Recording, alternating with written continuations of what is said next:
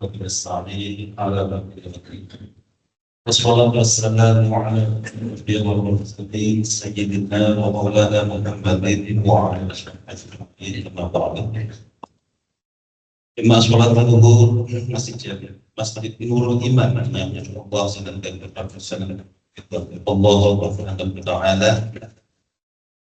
Syukur kepada Allah berkat limpahan karunia dan karunia-Nya kita telah menunaikan salah satu kegiatan kita yaitu sholat berjamaah dan Allah dilanjutkan dengan menikmati indahnya hidup majelis ilmu dalam rangka mengikuti pengajian rutin iman yang kita cintai. Salawat dan salam semoga atas senantiasa terlimpah kepada junjungan baginda Nabi sallallahu alaihi wasallam beserta keluarganya, pengikutnya, mudah-mudahan kita semua insyaallah berbahagia. Amin ya rabbal alamin. Jamaah sekalian dan berkat Allah, dalam kesempatan yang berbahagia ini, insya Allah kita akan bersama-sama mengikuti kajian ilmu agama yang akan diisi oleh guru kita bersama, yaitu Kiai Haji Ahmad Syaihu dengan tema Ramadan dan aktivitas spiritual ketika aktivitas menjadi ibadah. Untuk itu kami berharap kepada para jemaah yang sudah melaksanakan sholat sunnah, ba'diyah zuhur, dan ruangan waktu untuk tetap berada di dalam masjid agar dapat mengikuti kajiannya sampai dengan selesai dan kita niatkan iktikaf kita dalam masjid. Baik, mari kita awali dengan kajian ilmu agama ini yang bersama-sama kita ucapkan basmalah. Bismillahirrahmanirrahim. Nanti bagi jemaah yang mau bertanya akan memberikan kesempatan pada saat materi sudah selesai disampaikan. Kepada kehormatan Haji Ahmad Syaihu dan kami persilakan. Assalamualaikum warahmatullahi wabarakatuh. Alhamdulillahirabbil alamin wassalatu wassalamu ala asyrofil anbiya'i wal mursalin sayyidina wa habibina wa syafi'ina wa maulana Muhammadin wa ala alihi wa sahbihi ajma'in, amma ba'du. Faqad qala Allah ta'ala fi kitabihil aziz wa huwa asdaqul qailin. A'udzu billahi minasy syaithanir rajim. Ya ayyuhalladzina amanu kutiba alaikumus shiyam kama kutiba alal ladzina min qablikum la'allakum tattaqun. Wa qala Nabi sallallahu alaihi wasallam, man shama ramadhana imanan wa ihtisaban ghufira lahu ma taqaddama min dhanbihi. Shadaqallahul azim. Shadaqa rasulun nabiyil karim. Wa nahnu ala dzalika minasyahidin wasyakirin. Walhamdulillahi rabbil alamin. Bapak, Ibu, saudara sekalian, pada dapat lingkungan kantor kebendaharaan, juga pengurus PKM Masjid, hadirin hadirat sekalian jamaah, yang mohon maaf saya tidak disebutkan satu persatu tanpa mengurangi rasa ta'zim dan hormat saya. Pada suasana istirahat ini, alhamdulillah Allah memberikan pada kita bisa mujalasahus sholihin, ya, duduk bersama-sama dalam rangka kita terus meningkatkan keimanan dan ketakwaan pada Allah Subhanahu wa taala. Apalagi kita hari ini sudah masuk bulan Ramadan, mudah-mudahan doa-doa yang kita panjatkan beberapa bulan yang lalu, Allahumma barik lana fi Rajab wa Sya'ban wa balighna Ramadan, ini dikabulkan oleh Allah Subhanahu wa taala. Kita bertemu hari ini dengan Ramadan 1447 Hijriah.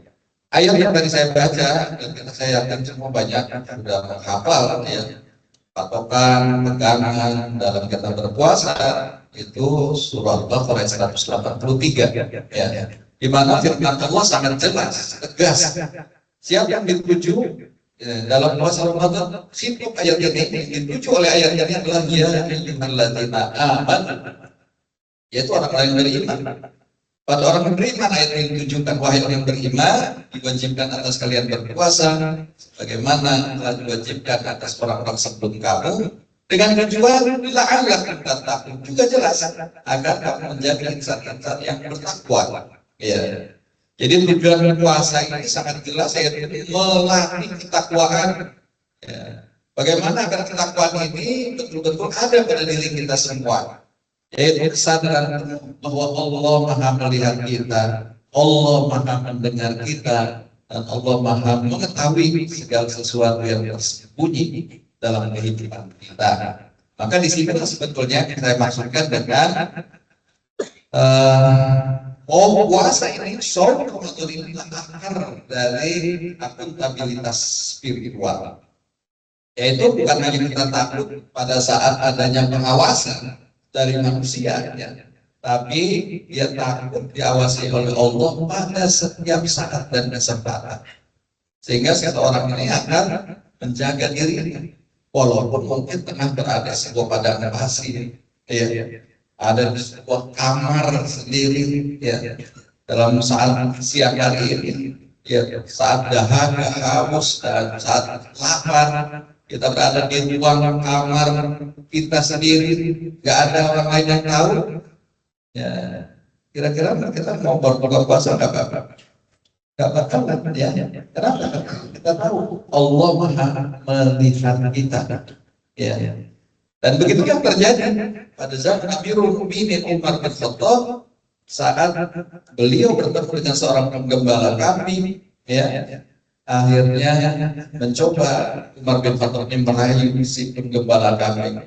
Nah, kamu banyak sekali gembalaan kambing. Iya. Siapa pemilik kambing-kambing ini? Tuan saya yang ada di balik bukit itu. Sedemikian banyak, boleh nggak saya beli sana? Oh, kalau saya beli juga tuan kamu, ya, majikan kamu, nggak bakal merasa kehilangan. Dan sudah banyak kambing-kambing yang kamu pelihara. Gembala ini meskipun dia hanya mungkin di padang pasir, nggak ada orang lain yang tahu kecuali dia dan Umar bin Khattab, tapi nggak memberikan kesempatan untuk tadi Umar membeli kambing ini.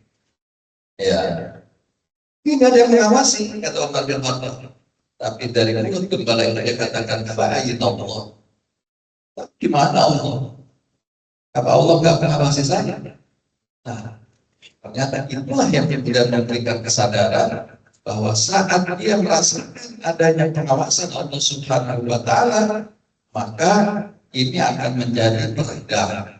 Ini akan dia jadi kontrol. Kenapa? Karena pada saatnya Allah akan meminta pertanggungjawaban kita. Ya, pada yaumul hisab tidak ada lagi pengawasan kecuali pengawasan Allah Subhanahu wa Ta'ala, tidak ada perlindungan kecuali perlindungan Allah Subhanahu wa Ta'ala. Lalu kemana definisi takwa yang dimaksudkan itu? Nah, saya mengambil pengertian takwa dari Imam Ali bin Abi Thalib. Ya. Kata Imam Ali bin Abi Thalib, ada 4 parameter ketakwaan itu. Yang pertama tadi jelas, al-khawfu minal jalil. Kita merasa takut pada Allah Subhanahu wa Ta'ala yang telah menciptakan kita, yang maha mengawasi kita, maha mendengarkan kita. Ya, sehingga kita nggak bisa berkilah, nggak bisa menghindar dari pengawasan Allah Subhanahu wa Ta'ala di setiap saat dan keadaan. Ya, ini perasaan. Jika orang yang merasakan seperti itu, seperti anak gembala tadi, ya, kita nggak bisa melakukan hal-hal yang rahasia di hadapan Allah, nggak ada rahasia. Makanya dalam ayat Al-Quran, "Yaqulu min najwa salasatin illa huwa rabi'uhum." Tidak ada orang yang melakukan pembicaraan rahasia bertiga saja, melainkan Allah yang keempat. Ya, wala khamsatin illa huwa sadisuhum. Berlima saja, Allah yang keenam. Ya, lebih banyak dari itu dalam Al-Quran, Allah lah yang ke-581. Atau berdua aja suami istri, melainkan Allah yang ketiga. Jadi praktis nggak ada yang bisa menghindar dari pengawasan Allah Subhanahu wa Ta'ala. Itulah yang pertama, yaitu al-khawfu minal jalil. merasa takut pada Allah Subhanahu wa Ta'ala yang Maha Agung. Yang kedua kata Imam Ali, ini yang kedua adalah al-'aqlu bit-tanzil. Ketika kita melakukan sesuatu, kita ingin beramal, harus ada patokannya, yaitu sesuai dengan ayat-ayat Al-Quran sebagai tuntunan hidup kita. Nah ini. Yang ketiga ini adalah al-qana'atu bil qalil. Ya, kita merasa puas walaupun dengan yang sedikit. Tapi itu adalah pemberian dari Allah. Itu adalah rezeki dari Allah Subhanahu wa Ta'ala. Nah, itu harus ada rasa kepuasan. Ya. Dan kepuasan itu ya, ketika kita syukuri, kita janji Allah la in syakartum la azidannakum. Kalau kamu syukur, pasti Allah akan tambah. Ya. Nah, tapi kalau diingkari, pasti akan mendatangkan azab. Nah, yang keempat, wal isti'dad liyaumir rahim. Orang yang bertakwa adalah orang yang bersiapkan untuk hari keberangkatan nanti menuju akhirat. Ada Allah Subhanahu wa Ta'ala. Sehingga dia akan selalu bertanya, bekal apa yang harus saya siapkan? Amal apa yang harus saya siapkan? Nah, ini orang yang bertakwa cirinya seperti ini, kata Imam Ali bin Abi Thalib. Nah, Bapak Ibu sekalian, dalam kehidupan ini nggak bisa. Ketakwaan ini hanya cukup pada diri kita sendiri saja. Ya, sehingga orang lain dibiarkan dalam kesesatan, orang lain dibiarkan dalam kemaksiatan. Termasuk yang terdekat dengan kita adalah keluarga-keluarga kita. Salah satunya adalah kenapa rahasia kita ingin, tentu saja keluarga kita ingin nggak kita punya keluarga tetap utuh ketika nanti di surga berkumpul lagi dengan anak istri kita. Pengen begitu kan? Saya semua kita mendapatkan seperti itu. Ya. Nah, rahasianya banyak kata Allah Subhanahu wa Ta'ala. Allah firmankan itu dalam surah At-Tur ayat 26. Ini dijanjikan oleh Allah Subhanahu wa Ta'ala. Betul sekali ada surah At-Tur ayat 26. Qalu inna kunna qablu fi ahlina musyfiqin. Terus mereka mengatakan, mereka berkata, inna sesungguhnya kami kunna dulu ketika di dunia, ya, fi ahlina di tengah-tengah keluarga kami itu menjaga sikap isyfaq. Isyfaq itu adalah takwa pada Allah Subhanahu wa Ta'ala. Ya, itu bentuk ketakwaan. Rasa takut yang bukan takut yang kemudian membuat kita berlari, ya, tetapi sama dengan kelembutan, ya, penuh dengan kehati-hatian, bercampur kasih dan kesadaran. Karena kita nggak bisa menghindar dari Allah Subhanahu wa Ta'ala. Ya. Itu menjaga sikap isyfaq itu. Ya. Pernah satu hari Sayyidina Abu Bakar As-Siddiq saat masuk ke dalam rumah dari aktivitas kerjanya di siang hari dalam keadaan haus, langsung aja begitu dijumpai di meja itu ada segelas susu, langsung dia minum. Lalu apa? Pembantunya yang menegurnya, wahai Amirul Mukminin, ini bukan susu milik. Ternyata akhirnya apa? Itu langsung dirobohkanlah tangannya ke mulut dan dimuntahkan seluruh susu yang tadi baru saja diminumnya. Karena khawatir ada barang-barang yang haram masuk ke dalam tubuh. Nah, sampai seperti ini. Nah, rasa takut seperti ini bukan hanya pada suami saja, tapi juga pada istri, pada anak-anak yang merasa saling mengingatkan satu sama lain. Setelah pelantikan Umar bin Abdul Aziz sebagai khalifah, ya, di tengah penantan itu Amirul Mukminin Umar bin Abdul Aziz lepas sholat zuhur akan tidur siang gara-gara beristirahat menghilangkan kepenatan. Sebelum itu kemudian ditanya oleh anaknya, wahai Amirul Mukminin, jam berapa kira-kira kamu akan mulai kerja? Nanti nak, saya tidur dulu sebentar, selepas asar saya akan kerja. Lalu kata anaknya itu, siapa yang bisa menjamin umur kamu bisa sampai ke sana? Ya, sederhana ceritanya seperti itu. Langsung hilang rasa takut. Nggak ada jaminan apa saya bisa menjamin umur saya bisa sampai asal. Nah, akhirnya langsung saat itu juga dia terbangun dan mulailah kerja-kerja sebagai amir mukminin dan kemudian mengatasi berbagai permasalahan-permasalahan yang ada di tengah masyarakat. Masalah ketidakadilan, masalah kesejahteraan.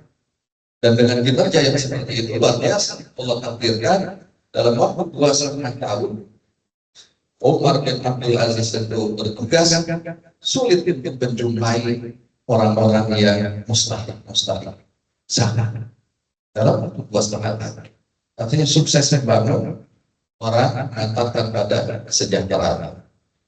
Nah, jadi inilah pentingnya kita saling nasihat satu sama lain di tengah keluarga kita. Karena ternyata ada sikap isyfaq, rasa takut yang sedemikian rupa pada Allah Subhanahu wa Ta'ala. Jadi sehingga pentingnya spiritual itu memang harus ada yang sifatnya kolektif. Gak hanya cukup dengan sendirian. Nah, Ramadan menciptakan kita untuk bisa bertakwa untuk secara pribadi kita, tetapi secara komunal ketika berkumpul orang-orang bertakwa itu menciptakan sebuah bid'ah sholihah, lingkungan yang kondusif sebagaimana diinginkan oleh Allah dalam surah At-Taubah ayat 119, ya ayyuhalladzina amanu ittaqullah. Wahai orang beriman, bertakwalah pada Allah. Lalu apa perintahnya? Kunu ma'as shodiqin. Kalian selalulah bersama-sama dengan orang-orang yang jujur. Karena kita akan menciptakan sebuah milieu, sebuah bi'ah, sebuah lingkungan yang kita akan menciptakan kita akhirnya menjadi orang yang jujur. Berarti maka tadi spiritual kolektif ini menjadi sebuah hal yang penting. Dan ini saya kira ayatnya banyak dikutip dan kita juga mungkin sudah menghafalnya, itu sebagai syarat kolektivitas ini manakala ada pada tatanan masyarakat itu yang akan membuat masyarakat itu berkemajuan. Ya, dalam surah Al-A'raf ayat 96 Allah Subhanahu wa Ta'ala berfirman, "Walau anna ahlal qura wattaqaw lafatahna 'alaihim barakatin minas samaa'i wal ardh walakin kadzabu fa'akhadnahum bima kanu yaksibun." Kalaulah penduduk sebuah negeri beriman dan bertakwa, itu syarat. Ini kolektif penduduk negeri beriman dan bertakwa. Apa yang Allah akan janjikan? Allah fatahna alaihim barakatin. Pintu-pintu keberkahan itu akan dibuka oleh Allah Subhanahu wa Ta'ala. Ya. Dari langit maupun dari bumi. Ya. Air yang turun tidak akan menjadi sebuah bencana. Ya. Dan apa yang muncul dari bumi juga tidak akan menimbulkan bencana, tapi sebuah keberkahan. Berkah itu adalah ziyadatul khair, bertambahnya kebaikan demi kebaikan yang ada. Jadi bukan bertambahnya mudarat, tapi kebaikan ziyadatul khair. Ya. Jadi kalau ini tercipta pada tengah masyarakat, iman dan takwa, ya, janji Allah seperti ini. Allah akan bukakan pintu-pintu keberkahan dari langit maupun dari bumi. Syarat kan. Jadi ini yang harus kita lakukan kalau kita ingin mendapatkan kemajuan, keberkahan. Ya kita harus mengkondisikan diri kita, masyarakat kita dalam syarat yang kuat iman dan takwa. Ya. Maka dengan itulah insya Allah kita akan dapatkan keberkahan. Kata Buya Hamka tentang keberkahan ini di antaranya kemakmuran ekonomi, ya, bahwa ini yang terkait dengan kemakmuran iman. Ya, kehidupan kita ini terkait dengan kehidupan keimanan kita, spiritualitas kita. Ya, nah, seringkali kita mendengarkan ayat Quran sedemikian memberikan kesan, wa may yattaqillaha yaj'al lahu makhraja. Barang siapa bertakwa kepada Allah, spiritualnya bagus. Ya jangan Allah berikan jalan-jalan keluar. Oh ya, Allah berikan rezeki yang tidak pernah sangka-sangka. Ini penting untuk kita perhatikan. Nah itu kalau kita memilih berkah, ya. Tapi pada ayat yang lain Allah juga memberikan peringatan pada kita dalam surah Al-Anfal ayat 25 bahwa bencana juga muncul karena ada perilaku yang kolektif yang tidak baik.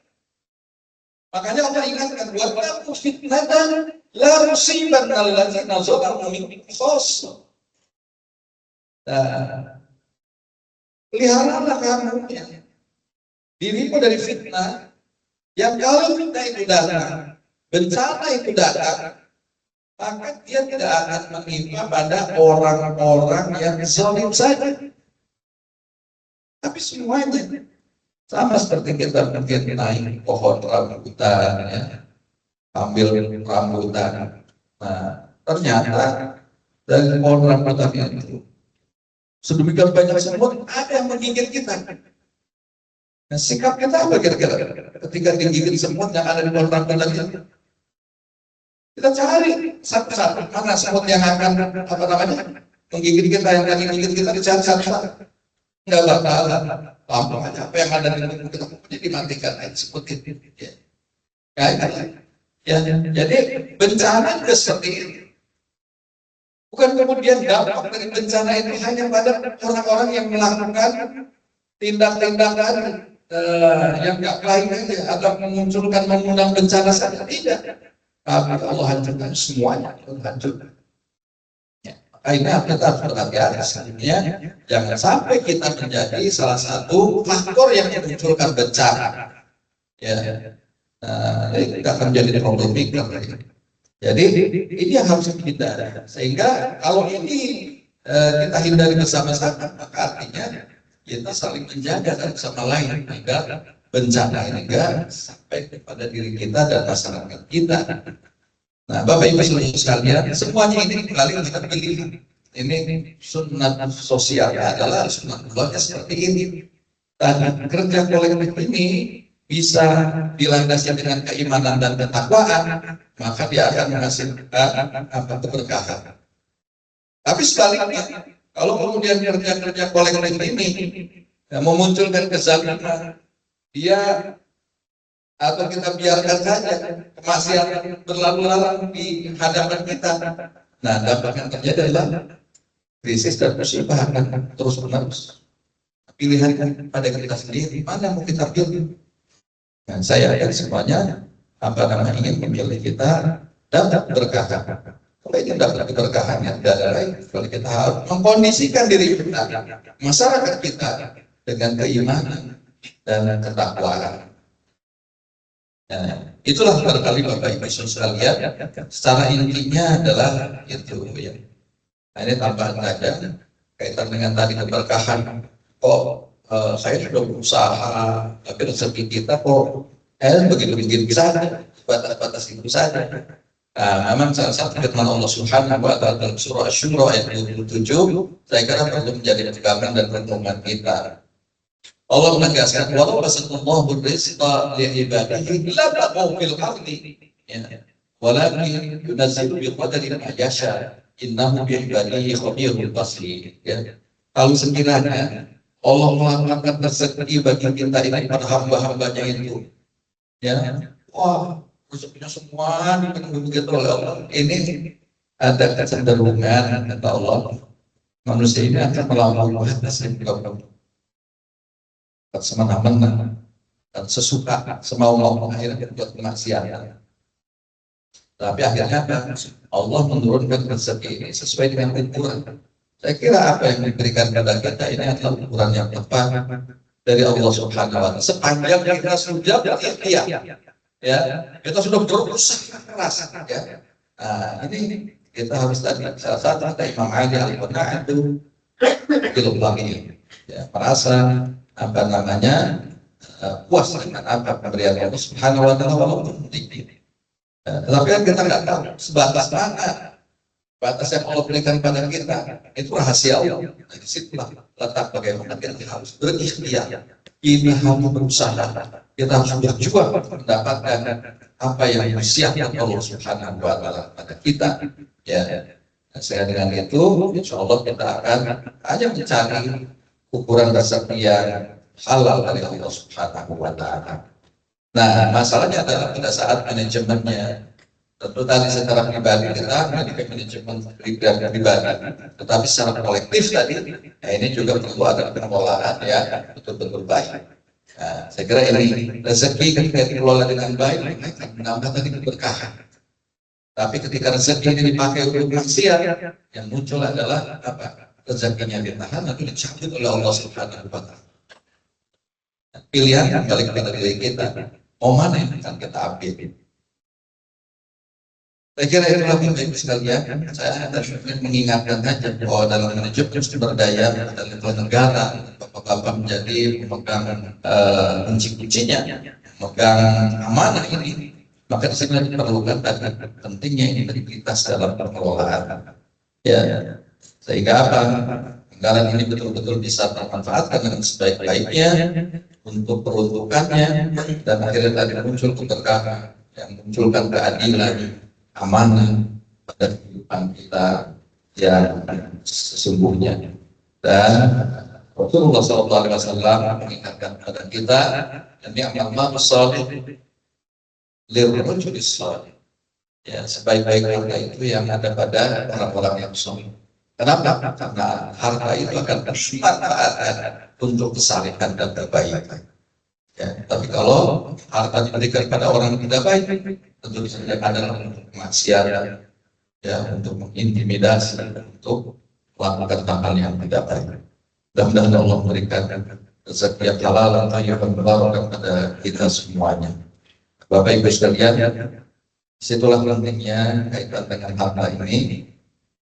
Umar bin Khattab senantiasa mengingatkan hasibu anfusakum qabla an tuhasabu. Hisab diri kalian belum nanti dihisab di pengadilan Allah Subhanahu wa Ta'ala. Kita harus introspeksi terus, ya. Sehingga mudah-mudahan Allah jaga harta-harta kita, insyaallah akan bisa dipertanggungjawabkan semua di hadapan Allah Subhanahu wa Ta'ala karena harta-harta yang halal dan thayyib dan mubarak. Saya kira itulah yang saya ingatkan. Saya ada waktu 5 menit kira-kira ya. Nah, saya kira di masa Umar bin Khattab ini institusionalisasi keuangan negara yang makin pokok, yaitu pembangunan Baitul Mal, ya, reformasi juga dan anti korupsi di dalam minimal juga semakin pokok. Sebelum menjabat melaporkan hartanya, sesudah menjabat periksa harta. Ya. Sehingga betul-betul ini menjadi ya, bisa kita teladan. Dan Ramadan sekali lagi jadi momentum terbaik bagi kita untuk membangun akuntabilitas pribadi, ya, sehingga kita bisa mempertanggungjawabkan di hadapan Allah Subhanahu wa Ta'ala. Itulah barangkali Bapak Ibu sekalian yang masih atas segala perhatiannya, kurang lebihnya saya mohon maaf. Assalamualaikum warahmatullahi wabarakatuh. Waalaikumsalam warahmatullahi wabarakatuh. Dan dari orang dari kita, mungkin masih ada waktu 5 menit. Izin saya tak bisa menyebutkan karena semuanya dan materinya isi. Langsung saja mungkin kami di kesempatan satu penanya dulu ini. Tapi mana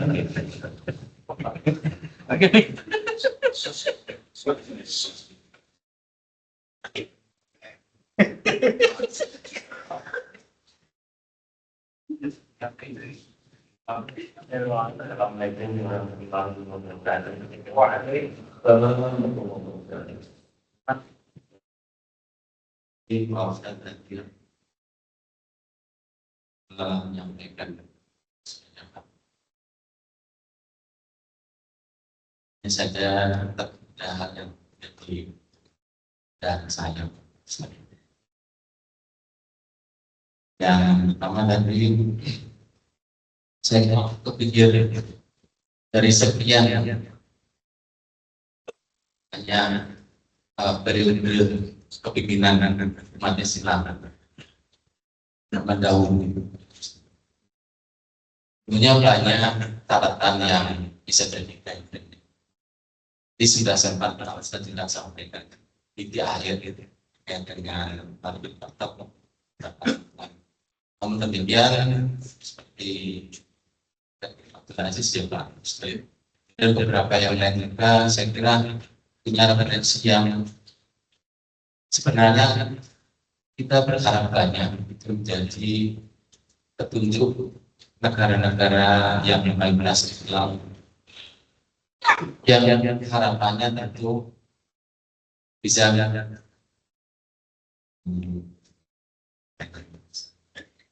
mencontoh. Namun demikian, saya sampai sekarang belum pernah dengar semacam apa saja ya kalau terkait dengan apa namanya akhlak yang baiknya memang sering disampaikan, tapi dari sisi keilmuan bahwa pengelolaannya secara terperinci lebih bagus sehingga membangun umat yang gagal berjaya dari para guru ini belum pernah saya dengar. Mungkin pada kesempatan ini Pak Ustaz bisa menambahkan dan menjelaskan tersebut sehingga mudah-mudahan dari negara banyak yang sudah kecuali itu berbanyak seperti itu saya kira tidak seirama dengan apa namanya yang kita harapkan dalam agama Islam. Lalu mungkin itu saja Pak Ustaz, terima kasih. Iya. Jadi memang dulu Imam Ali bin Abi Thalib saat jadi khalifah juga dikomplain, ya, guru zaman Rasulullah SAW nggak seperti zaman seperti sekarang ini, ya. Lalu Imam Ali menjawab, waktu zamannya Rasulullah orang-orang yang dipimpinnya adalah orang-orang yang sekelas seperti saya. Nah, sekarang zaman saya yang dipimpin orang-orang seperti kamu. Jadi mengatakan dan begitulah apa yang diingatkan oleh Rasulullah SAW dalam hadisnya, khairul quruni sumallati yaqnam sumallati yaqnam.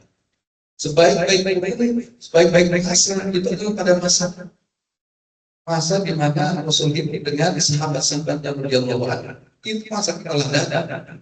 Maka ketika kita mengambil teladannya ke sana.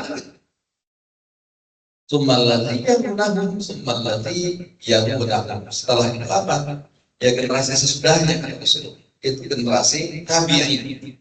Ya setelah sahabat tabi'in. Summallati yaqnam. Kemudian generasi sesudahnya tabi'in. Masa sudah itu banyak fitnah yang bertebaran. Nah, di masa sekarang ini maka tugas kita adalah bagaimana kita bisa menampilkan, ya, pada diri kita sesuatu ketika tadi yang punya kepemimpinan nanti manfaatkan, tampilkan kepemimpinan yang Islami sehingga apa? Ini yang muncul kembali didambakan oleh masyarakat. Dibanding dengan keislaman yang betul-betul indah. Ya, tugas kita. Ya, kita tidak juga harus menunggu negara-negara mana. Ya, sekarang ini susah juga kalau kita mencari ya patokannya dari negara Timur Tengah dulu. Ya, kita berpeluang untuk juga menampilkan pribadi-pribadi dalam kepemimpinan yang baik. Tadi misalnya dalam kepemimpinan negara, pimpinan bendaharaan.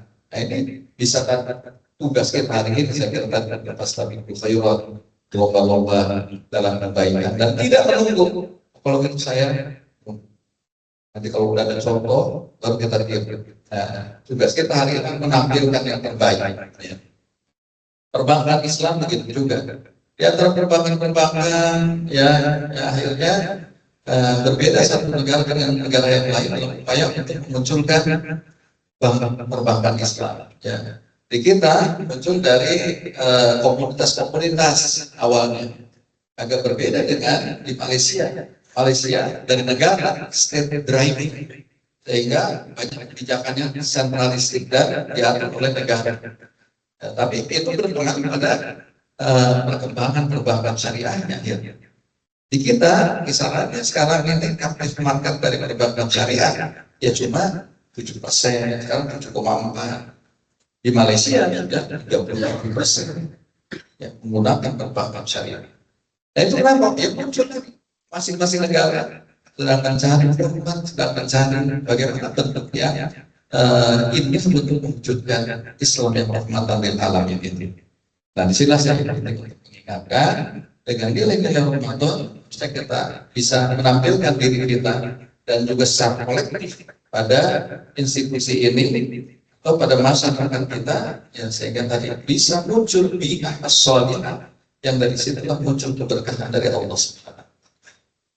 Saya kira itu mungkin ya Allah Ta'ala.